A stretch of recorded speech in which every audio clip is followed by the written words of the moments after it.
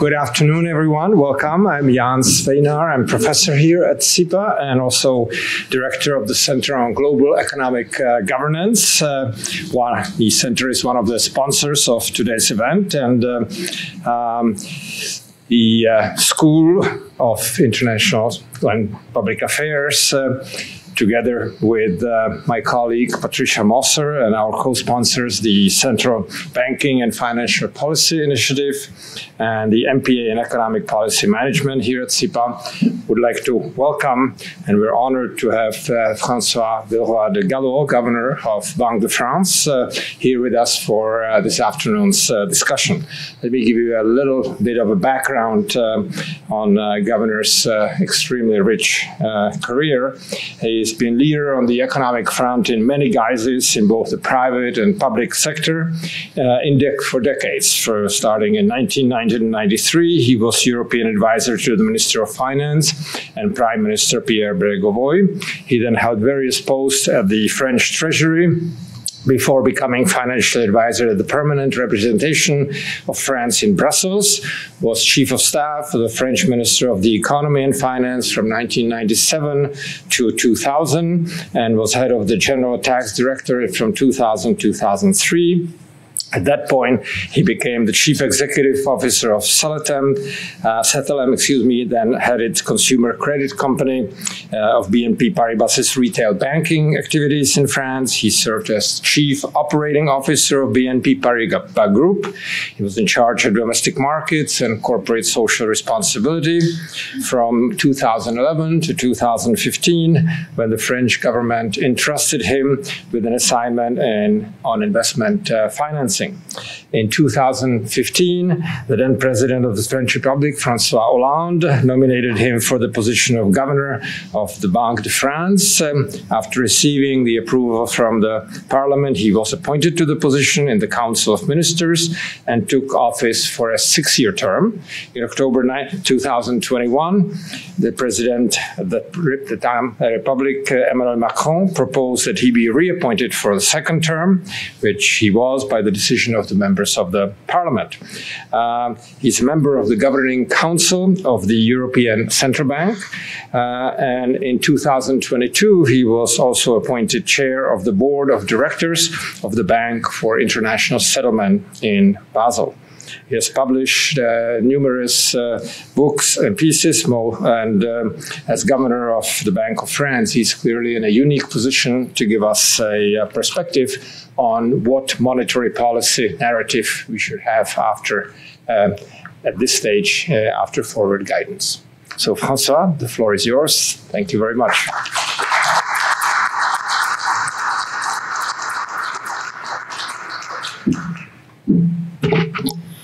So, ladies and gentlemen, dear students and professors, thank you very much, Professor Svejnar, for your very kind words. I'm very grateful to you and to Dr. Patricia Mosser for the invitation to speak at Columbia University again.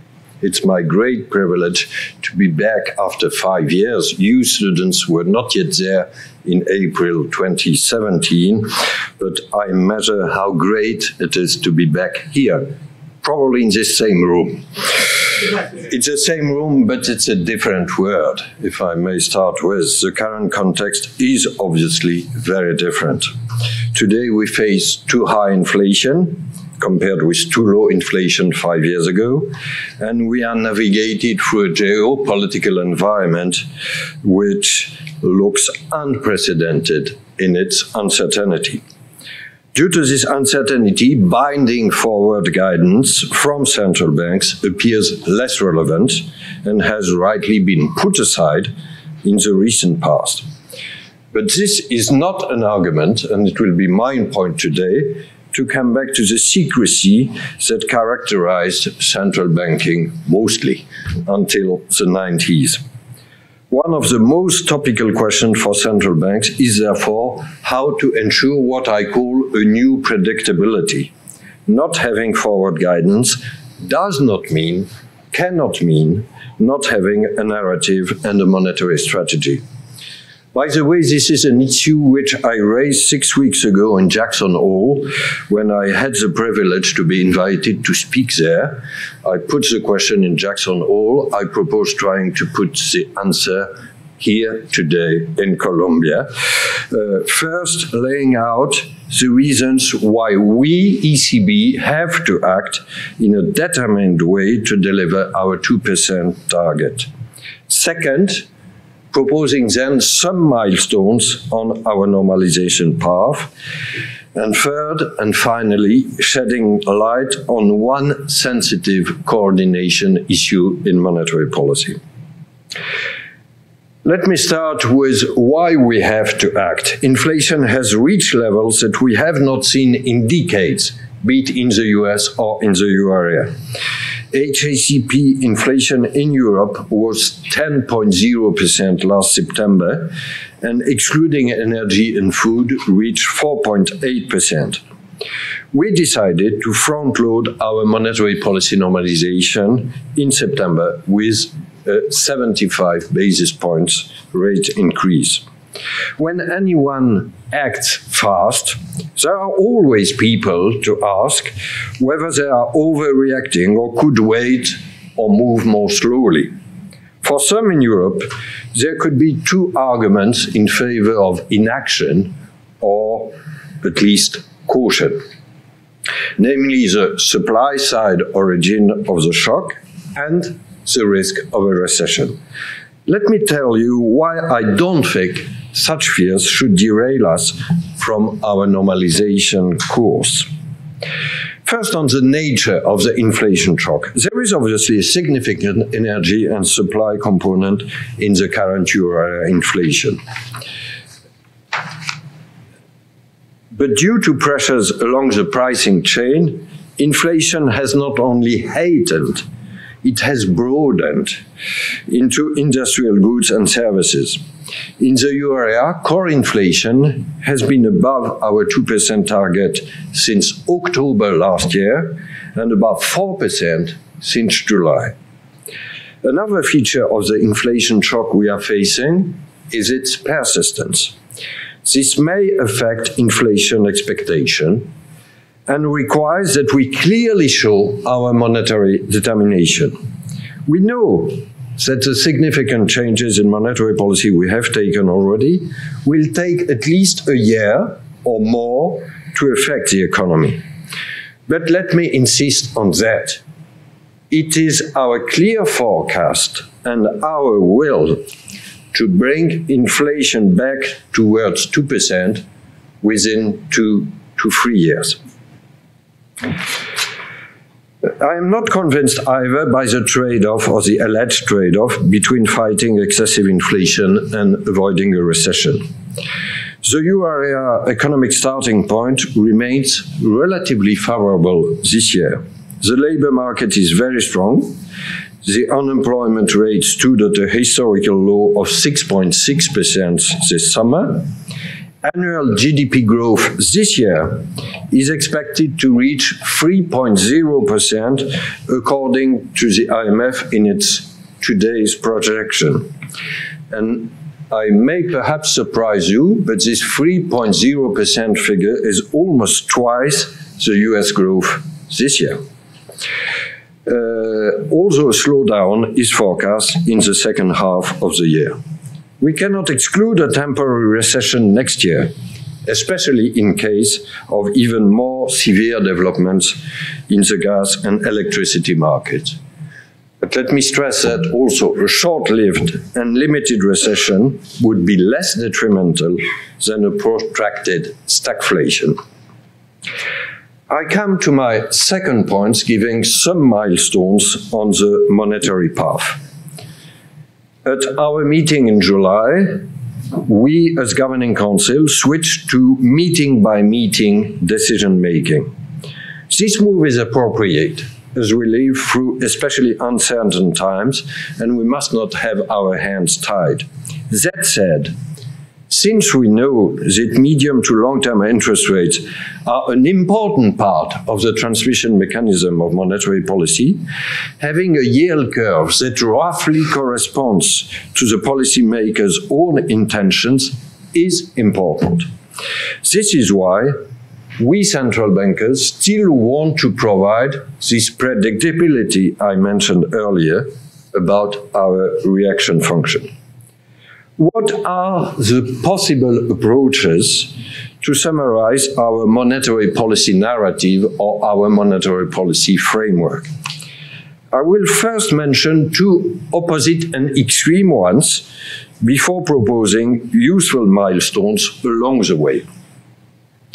The first polar approach, which I will call the empiricist approach, would conduct policy looking only at currently observable data. Let me give an example of an oversimplistic rule, raising nominal interest rates until inflation returns to target. But this approach, empiricist, ignores the fact that monetary policy is subject to time lags of up to 2 years to pass through fully to inflation. It would put us at risk of overreacting. Making decisions on a meeting-by-meeting basis does not mean that we should be short-sighted. On the contrary, forward-looking. At a bit of a stretch of my empiricist definition, another example would be to simply follow the US Fed, perhaps with a gap to reflect different long-term neutral rates. This is obviously what countries with exchange rate pegged to the dollar do. But it would not make sense for the ECB to blindly follow the Fed. Although inflation has dramatically accelerated in both economies, the underlying causes are not the same. On the one hand, the energy supply shock is considerably more intense in the euro area, which is a large energy net importer, while the US, as you know, is a net exporter. On the other hand, the post-pandemic recovery in aggregate demand has been much stronger in the US, with a much tighter labor market. This is for the empiricist approach. At the opposite end of the spectrum is what I could call the academist approach. Although it comes, among others, from Lars Svensson, a famous economist, but also a one-time practitioner at the Swedish Riksbank. It would be to look purely forward and do inflation forecast targeting. The central bank then works out an interest rate path that is compatible with bringing inflation back to the target over the forecast horizon and staying there. Simple models, like the original one by Svensson, which is 1997, can be inverted to find then a single policy interest rate, the so-called target compatible rate. This approach is appealing in theory, but it raises several practical problems. First, the substantial forecast revisions over recent quarters underline quite how difficult it is to calibrate policy based on models and forecast targeting. The second and more subtle problem is what we could call the stationarity of most macroeconomic models. Forecast inflation has, in such stationary models, a tendency to revert to the target or the historical mean under almost any scenario. And this is a flaw of many macroeconomic models. Put another way, few applied macroeconomic models allow inflation to drift seriously away from the target for a persistent period of time. As a consequence, many models will tend to underestimate the reaction of interest rates necessary to stabilize future inflation at the target. And frankly, it's too early to tell where this target compatible rate or terminal rate could be. These reflections have highlighted that unequivocal rules set once for all are of low practical use in the current context. They put us at risk of either overreacting, what I call the empiricist approach, or underreacting, academist approach. Yet, we should not give up having any reference points. In my view, the right balance consists of sharing not a final destination, but an intermediary step along our path. And beyond this intermediary step, I believe it would be useful for the euro area to set out a few decision criteria, both on interest rates and on the side of our balance sheet. First, about the intermediary step and the first part of the journey. The ECB should continue the process of normalization until we reach at least the neutral interest rate. Of course, and as most of you know, structural models of R star, these neutral interest rates, are notoriously imprecise and volatile. But nevertheless, they help us understand the evolution of this R star over a long period of times. But let me present this first slide with a measure with fewer technical assumptions. It uses the nominal OIS curve, the risk-free interest rate, and ILS inflation-linked swaps to create forward one-year real rates at horizons between 4 to 9 years.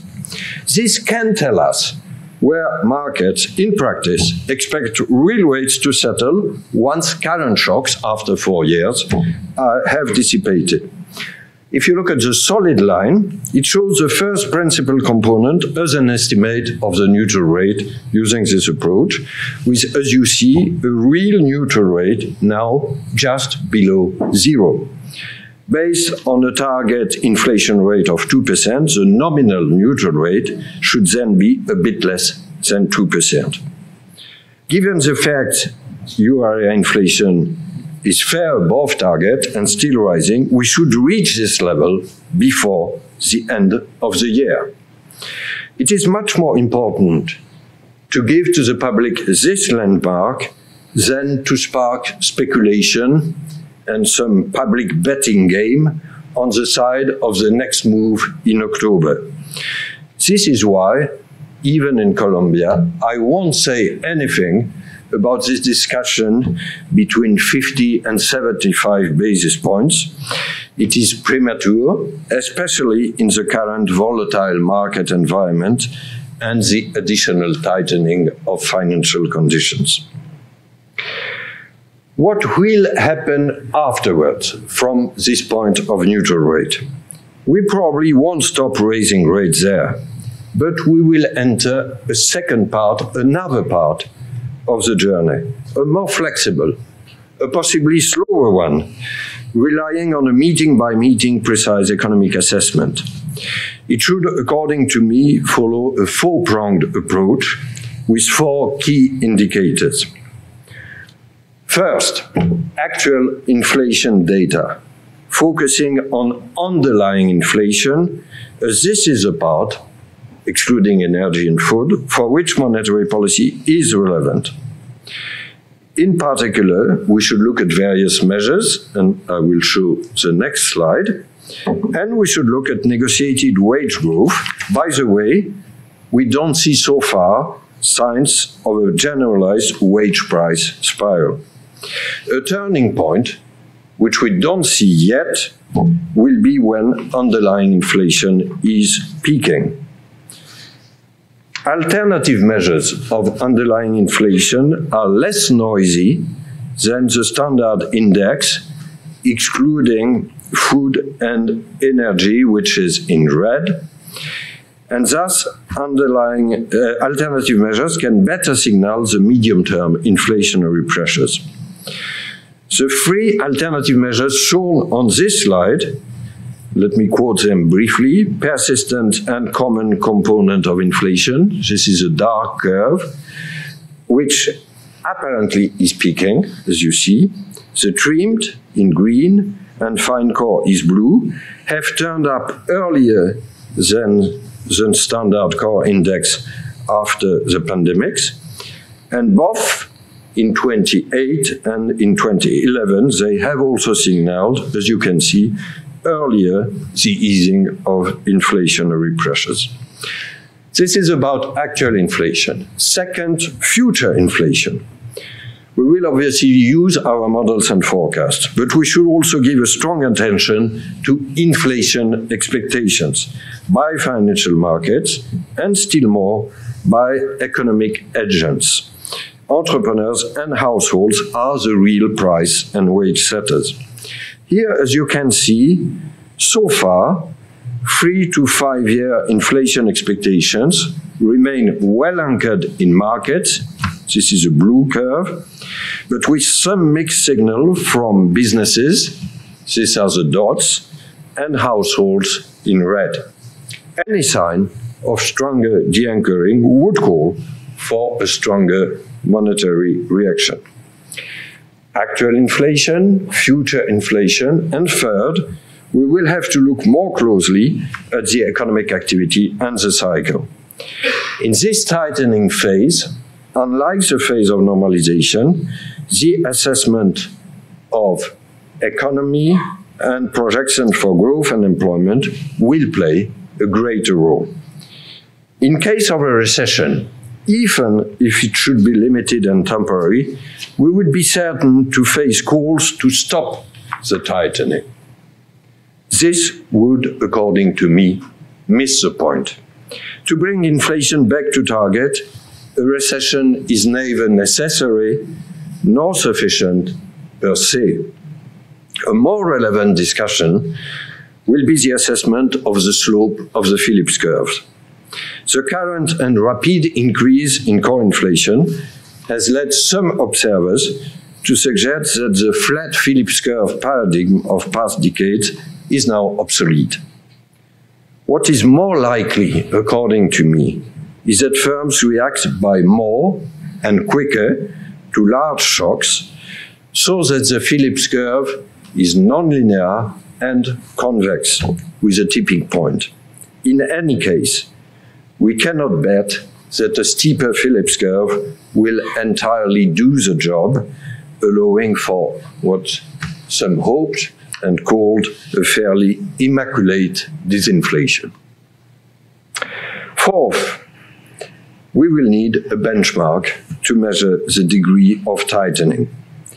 The real interest rates calculated with actual headline inflation would provide misleading signals, as this headline inflation is very high. A better gauge is, as you can see here, provided by medium-term forward real interest rates. This is a 2-year interest rate in 1 year with expected inflation. This is a blue curve, and you can see that this one is positive. This forward real interest rate should be at least positive on all but the shortest maturities. Let me now come, as I gave some light on the interest rate journey, let me now come to the normalization of our balance sheet. This balance sheet has expanded in recent years through numerous programs. In Europe, APP, PEP, TLTROs, you can see the various colors. It's now just below 9 trillion euros. It would not be consistent to keep a very large balance sheet for too long in order to compress the term premium, whilst at the same time contemplating tightening policy rates above neutral. But obviously, this question is less pressing than the rise of interest rates to neutral, which I described, and it should come only at a later stage.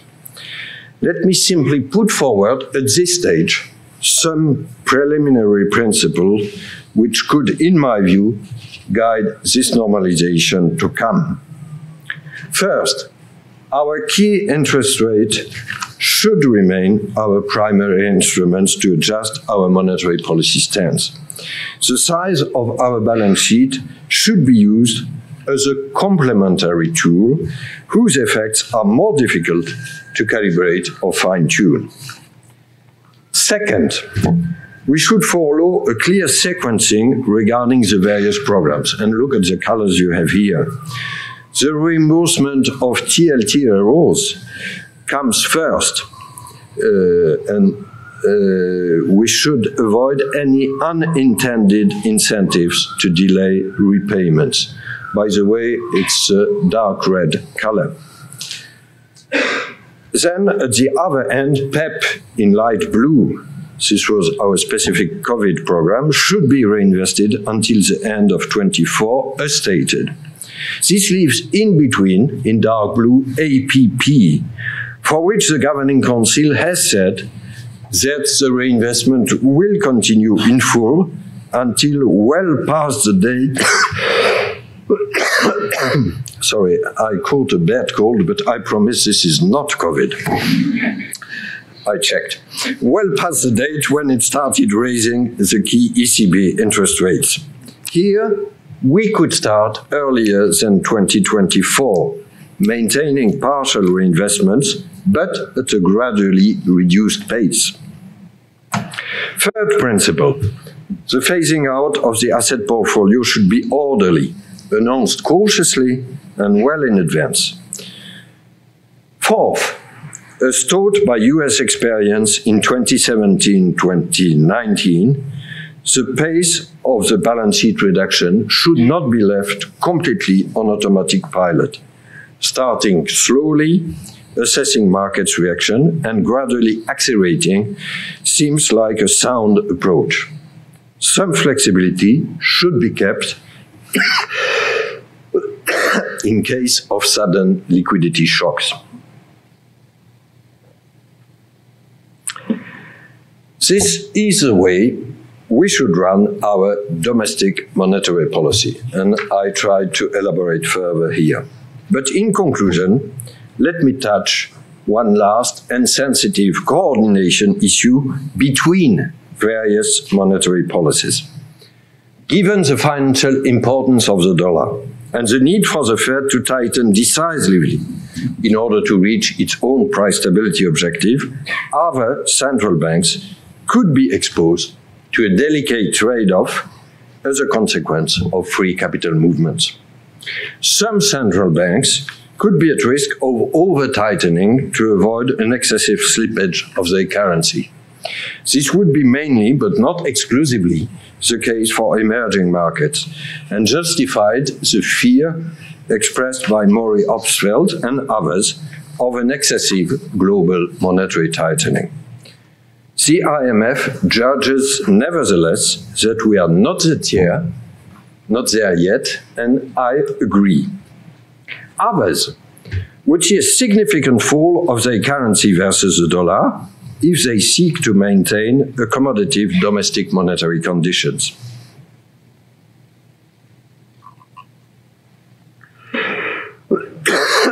This could explain the recent intervention by Japanese authorities in favor of the yen. As said earlier, I think that the ECB should and can run its own monetary policy course.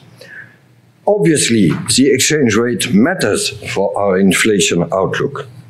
We don't target it, but we look at it closely. That said, I wouldn't conclude that we are not at risk of coordination failures. Let me share two reflections in this regard.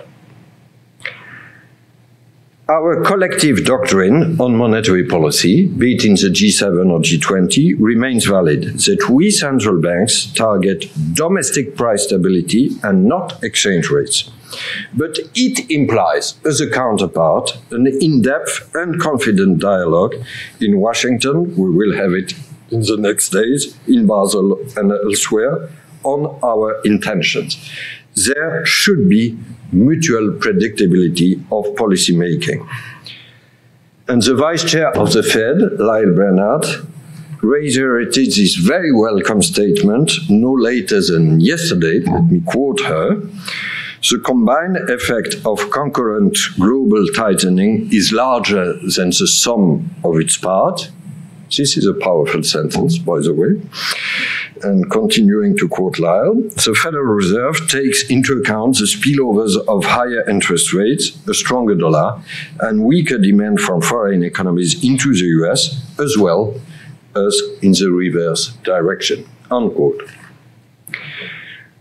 I announced two reflections. Let me come to the second one. There can be, nevertheless, market misperceptions of policy intentions or overshooting. And exchange rates can become fundamentally misaligned.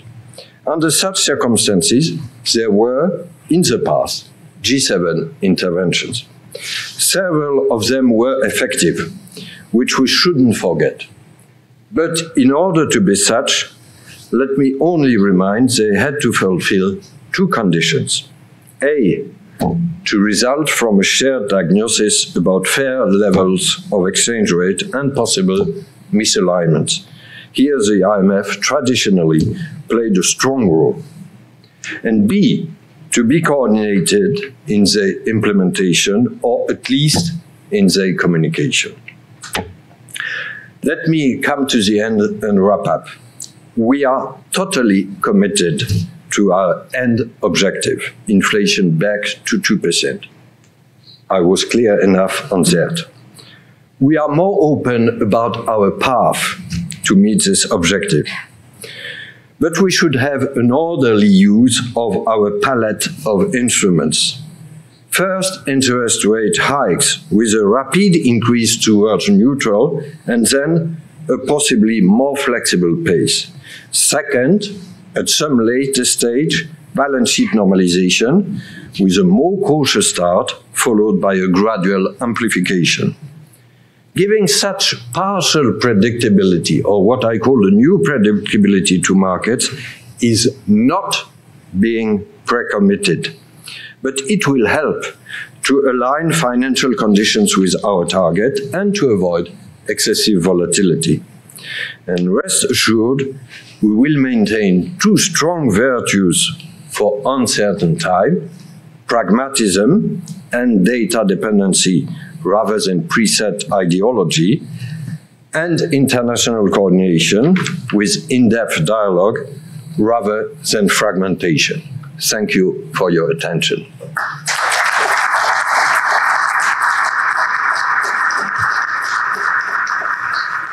Thank you very much, Governor. That was an absolutely wonderful explanation of real-time policy-making challenges in central banks. And it was a great exposition, particularly in the current circumstances, which are unusual in many, many ways. So I'm going to open it up for everybody to ask questions in a couple of minutes, but I can't resist since I was a central banker for so many years. So I'm going to take my prerogative and ask one or two, if that's okay.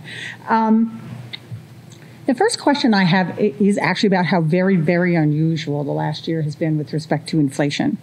And let me start with a comment, which you can agree or disagree with, and then ask the question. For quite a long time, decades, inflation dynamics in large advanced economies are basically very slow-moving processes. They don't jump very often. Core inflation in particular. Core and trend inflation tends to be slow to go up and then slow to come down on the other side after monetary authorities tighten. Even the very high inflation of the late 1970s and early 1980s took somewhere between 10 and 12 years to build up of sort of unwise policy mix. So what happened to core inflation in 2021 in the Euro area and the United States borders on unprecedented. That the chart that the governor had up is sort of tells the entire story. So that's my comment. My question is whether you think, or how are you weighing the risks at least, that underlying core inflation will continue to be volatile or not, that it reverts back to being a slow-moving process those are two pretty different worlds, and I would be very curious about your thoughts. In short, isn't it like a really, really tough time to be forecasting inflation? No, thank you, Patricia. It's a stimulating question, so to say. First, about your remark. We have lived through unusual years, not only on inflation, but on economy and geopolitics as a whole. And inflation is only a consequence of that. If I look at from Europe, it would be slightly different from this country, but we had 3 shocks. First COVID, then the strong recovery after COVID, and then Ukraine, which is not only a geopolitical shock, but in our case, a very significant economic one. And inflation, the comeback of inflation, which was a surprise, came as a consequence of these 3 unprecedented shocks. And by the way, some observers are saying you central banks were mistaken in your forecast. Everybody was mistaken because nobody expected the accumulation of these 3 shocks. Now I come to your question. Is it very difficult or even impossible to forecast what inflation will be and core inflation will be? It's more difficult than before, for sure, which means, and I try to explain in these 4 decision criteria, that we should rely on actual inflation as well as on future inflation. And I opposed, if you remember, this 2-polar approach, which say, I don't trust model, I rely only on data, or I still trust model, I rely on my target compatible rate. It was perhaps a bit technical, but simply said, it's this way. Usually I have the question, are you a dove or are you a hawk in the governing council? And my answer is, I don't like this ornithological taxonomy. I am a pragmatist. And I would apply that to your question. I think we should combine. There is no rule. You know this famous debate in economic policy, especially in monetary policy, of rules versus discretion. Monetary policy should never be on automatic pilot. Same for inflation forecasting. We should use models still, but we should not only use model. And this is why I insisted a bit on underlying inflation and data. We should look more closely. People are focused, I can imagine, also in the US on headline inflation. But this is what matters for them. But for us as monetary policy makers, probably underlying inflation is at least as relevant. And we should take more time to look where some indicators of underlying inflation are peaking or reverting. I showed this PCCI, but we are not yet there. So I would mix data and forecast, and I wouldn't bet all my monetary policy decisions on only forecast, but I wouldn't put them aside. Sorry for this pragmatist answer, but this is a charm, if I may, of my job, that you don't have one single rule, one single figure. You have to exercise collectively. This is why we discuss in the Governing Council our judgment. Thank you. So I have to ask this question, too, which is basically a question about central bank independence. The combination of the economic shocks, the geopolitical issues, the fact that during COVID, central banks and fiscal authorities rightly cooperated very closely, given the nature of the shock. So, in fact, in what is in the modern era, certainly for the ECB and for the Federal Reserve, absolutely unprecedented in the modern era to have that much cooperation. How concerned are you about central bank independence, given that, and also given, frankly, the size of central bank balance sheets and the possibility of fiscal dependencies?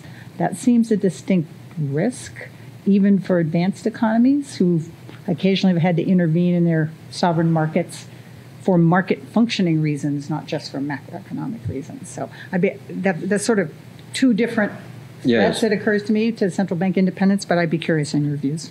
perhaps to try to answer your question briefly. First, if there is one situation where central bank independence is needed more than ever, it's the present situation. When you had low inflation, there could be questions. But when you have strong inflation, the central bank must be able to respond strongly, quickly, independently.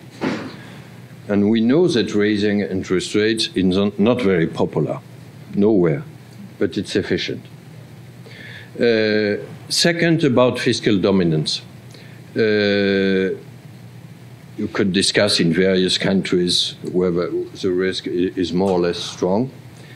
I would say that in the case of the euro area, it's perhaps slightly easier. Europe is complex, for sure. But are there some Europeans in the audience? Oh, welcome to all of you. Welcome and benvenuto. Are there some French students even? Ah, they are the same, you look. This is the French dominance in Europe, at least at Columbia. No. Europe is complex. But I said for our non-European friends here, don't conclude from this complexity that Europe is not able to decide. And there is always a tendency, especially from outside, which I can understand, to say, oh, look, you are complex, you will not make decisions. It was not the case in COVID. It was not the case in Russian sanctions. It was not the case in crypto legislation, to take another example, where Europe is quicker than the US. And it's not the case in monetary policy. We were able to react, and to react strongly. The risk of fiscal dominance is a bit lower in Europe, due also to this complexity, because we don't face a single European government, we face 19 governments. And there are European rules for fiscal discipline. They could be improved, they will be revised, but I don't see this as a strong threat in Europe. If I look at other countries, there is possibly one where fiscal dominance played a role in the recent past, but I don't know if we think of the same country, which is no longer European, if I can give an indication. I stress it. But if I look at this country, the US, clearly there was a strong message from the government saying, we accept the independence of the central bank, and the central bank has to do the job. If I can add a last thing on the European side, there was perhaps a misunderstanding in the recent past, in these times of very low inflation, where we had to implement QE and purchases of government bonds. And some people could think, perhaps even some politicians, that the purpose of the central bank was, among others, to finance deficits. This is not at all the case. Our purpose, when we introduced QE, APP, public asset purchases, was to go to the inflation target and to counter these inflationary or even deflationary trends we had. Look at PEP, for instance, which we introduced massively. I don't know if you remember this slide, with a very significant amounts, March 2020. This was not the purpose of helping the government. This was the purpose of fighting deflationary risk. So it should be extremely clear that QE was compatible with our independence.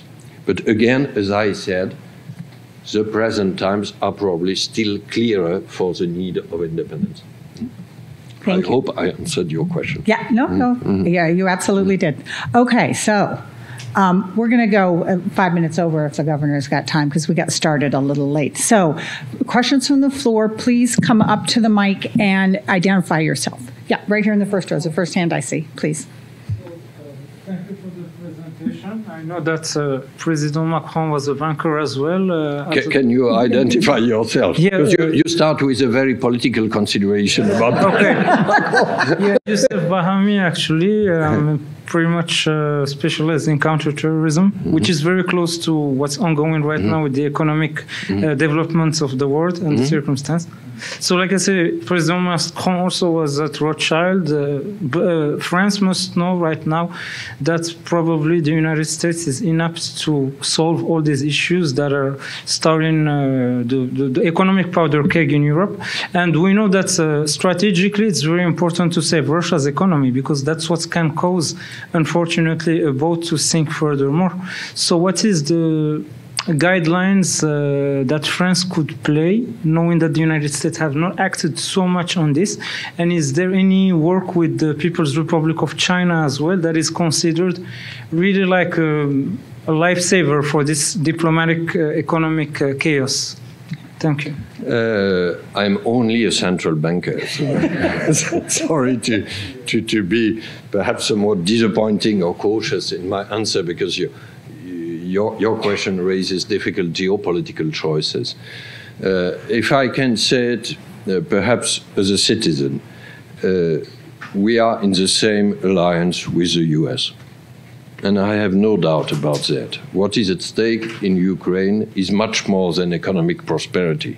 It's about our democratic values, our freedom, and the respect of law. So we have to accept some economic consequences. Let me share one point in the Russian narrative, because I spoke of monetary narrative, but the Russian narrative, as we are aware, is to say that sanctions are self-indicted wound, and that the supply shock I alluded to is not the result of Russian invasion, it's a result of Western sanctions. It's wrong. And let me stress it. If you look at the evolution of oil price, to take a very simple index, it increased significantly in two phases. First, 21, due to the post-COVID recovery, and second, early 22, due to the rumors of Russian invasion. And if you look since March and the Western sanctions, it was stable or diminishing. I don't say that the sanctions caused a diminution of oil prices, but frankly, the Russian narrative is oversimplistic, to say the least. That said, we are in the same alliance. We should convince Southern countries that it's also their interest, and this is probably the fine core of your question. It should not be only a Western alliance, it should be broader than that. And for Europe, we cannot build only a short-term answer, fighting inflation, being part of the military alliance. I think it's very important that we use this crisis to succeed in structural transformation. To give an obvious example, energy transition in Europe. We are not yet there, but this is what President Macron said, and it's part of our structural answer. If we have only cyclical answers, it won't do the job. We are the continent which, unfortunately, is the most energy dependent, including on Russia. You can say it was a German mistake, but this was also our physical reality. But we are also the continent which is the most aware of climate change. And if I take these two characteristics together, there is a hope, there is a path for structural answer to accelerate energy transition on renewables, nuclear in the case of France, and diversification. This would be for me the rightest answer. Thank you. Yes, please. First of all, thank you very much for coming and making yourself available to us. My name is Nursultan, Master of Public Administration student at Columbia University. I'm from Kazakhstan. So my question is related to the underlying Kazakhstan. Yeah. Very important country, especially at present. If I no, true. My question is related to the underlying parts of inflation. So nowadays, energy part is playing an increasing role on inflation rates, and it seems very likely that during winter, Putin will use his leverage to shut down gas supplies, which would most likely push into inflation even higher.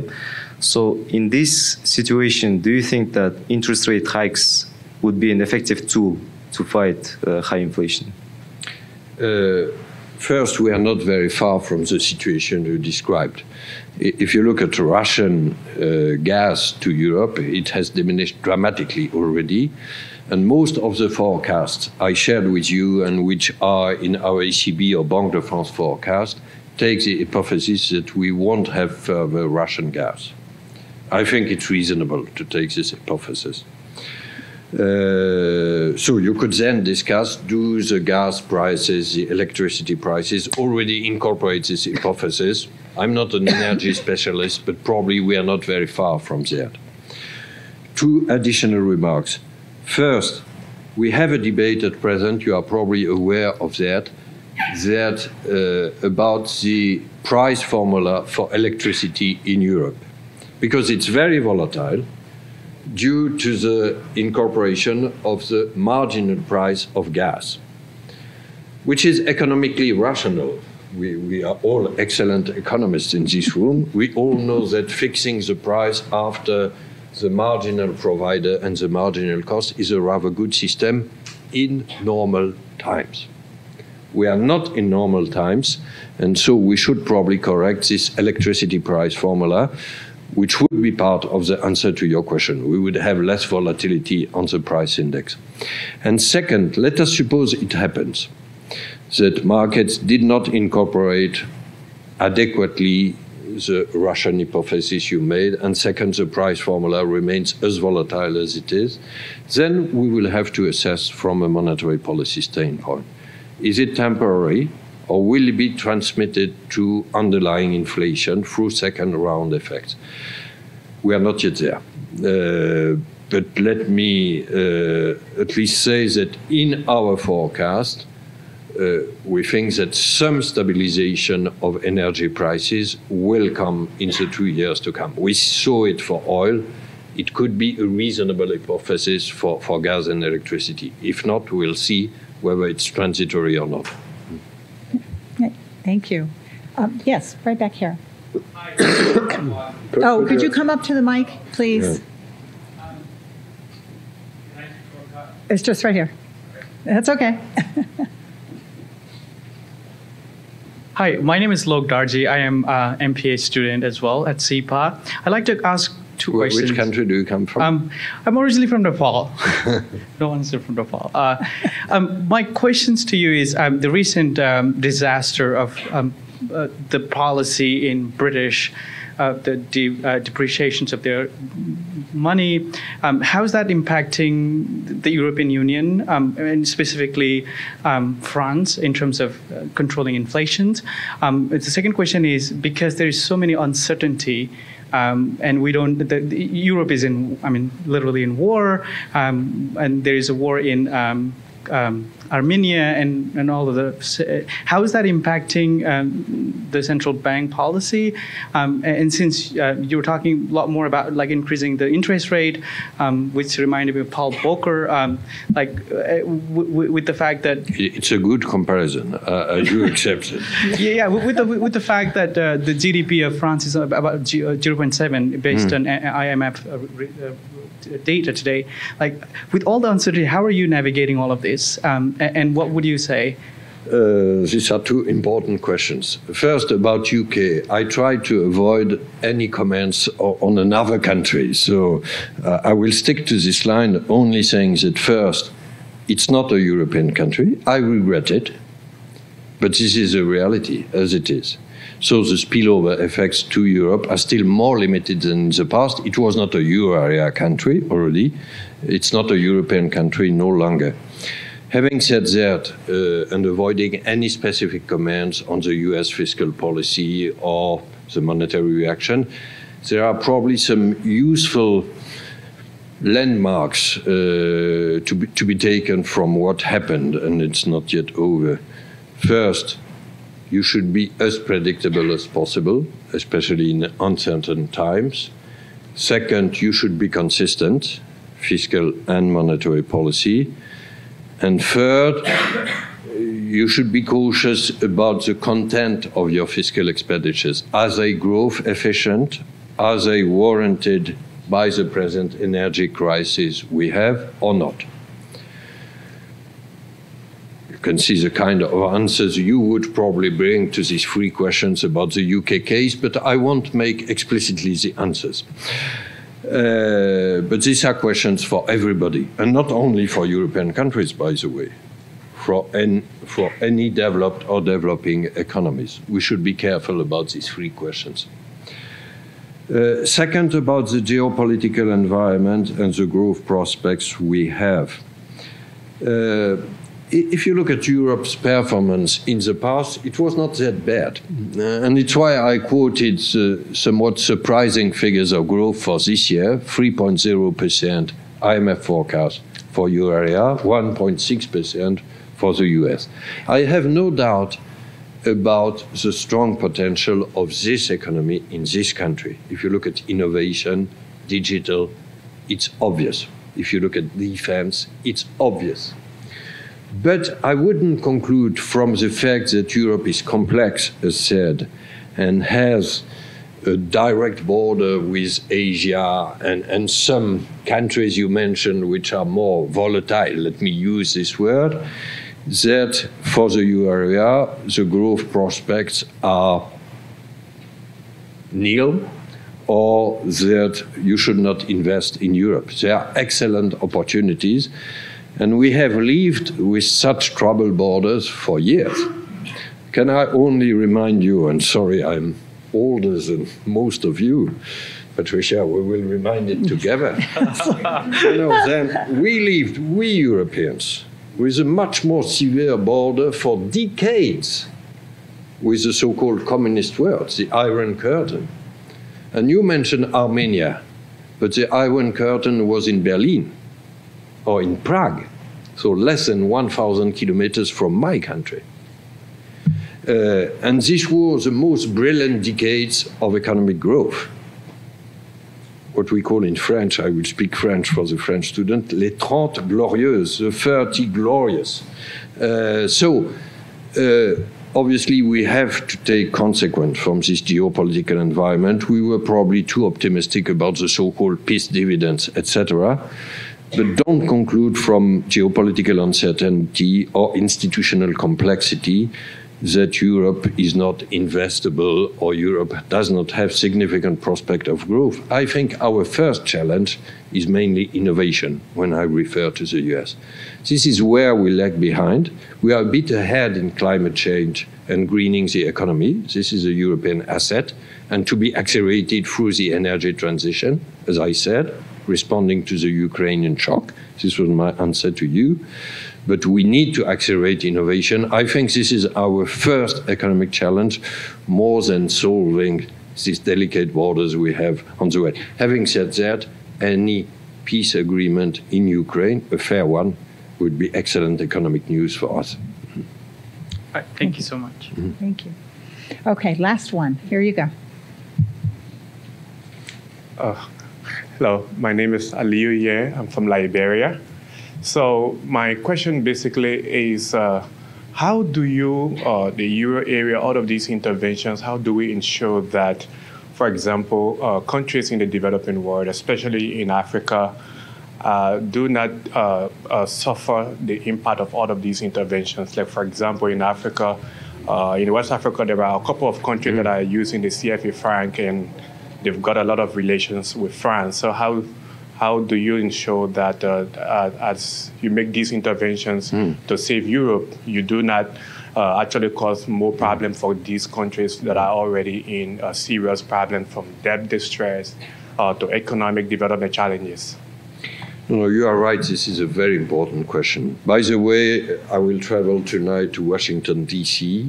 for the IMF annual meetings, and this will be one very important point on the agenda. So let me tell you first what I will try to say tomorrow and the following days in DC. First, and I alluded to that, we shouldn't believe the Russian narrative, that this difficult situation is a result of Western sanctions. Sorry to say it, it's a result of Russian invasion. And nothing of that would have happened hadn't it been the Russian invasion. But second, there is an issue.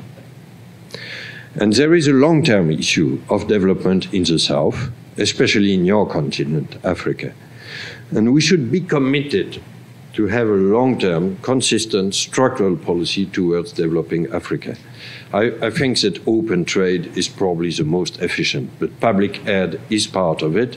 And in this regard, let me stress it, Europe is a pioneer. I don't say that Europe is perfect, but we have many open trade agreements. I don't know with Liberia, I should check, but with many African countries. We are the continent which has the highest public aid. And so, how could I put it? We shouldn't buy this idea that all Western countries don't help Africa, etc. We had a very consistent policy.